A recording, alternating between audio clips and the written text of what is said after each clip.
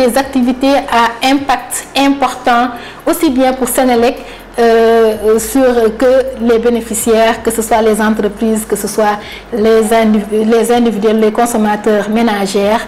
ou bien les petites ou moyennes entreprises. Donc, quand même, il faut voir que dans le cadre du PAS, depuis 9 ans, nous avons énormément capitalisé sur la passation des marchés, sur la mise en œuvre des projets, bien qu'on était venu avec notre expérience, mais l'expérience énergie est tout autre. Et nous avons assisté durant ce processus une bonne partie de l'amélioration du code des marchés publics, sur lequel c'est les remontées d'informations des structures comme le PAS qui appellent les structures qui s'occupent de la mise à jour de ces dossiers-là, que ce soit l'ARMP, la DCMP, ou bien du côté de la banque, parce que au niveau de la banque, il y a une innovation de majeure qui est intervenue à partir de 2017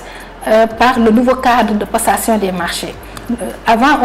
on travaillait sur la base des directives de la banque de 2011 qui ont été mises à jour en 2014. Donc les directives rouges et les directives vertes. Les directives vertes, c'était les directives pour les travaux et les fournitures, et les directives rouges pour les consultations. Maintenant, nous avons un cadre de passation des marchés depuis 2017 où tous les projets qui ont signé des accords de financement après cette date entrent dans ce cadre-là. Donc nous, les nouveaux projets dont je vous ai parlé vont entrer dans ce nouveau cadre de passation des marchés où il y a beaucoup d'études préalables à faire, identifier pour éviter le niveau de risque. Parce que aussi, ce qu'il faut savoir qu'avec la Banque mondiale, chaque projet est classé suivant un niveau de risque. Il y a des seuils qui sont standards, mais en fonction des compétences de l'unité d'exécution du projet et de l'ampleur du projet et son impact, la banque classe le projet en un projet à risque élevé, un projet à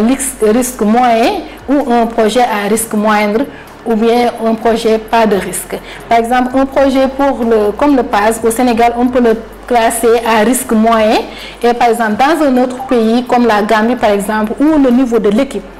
de projet n'est pas assez élevé, on le classerait en risque très élevé. Donc c'est un ensemble d'éléments qui sont coordonnés pour pouvoir identifier le niveau de risque du projet.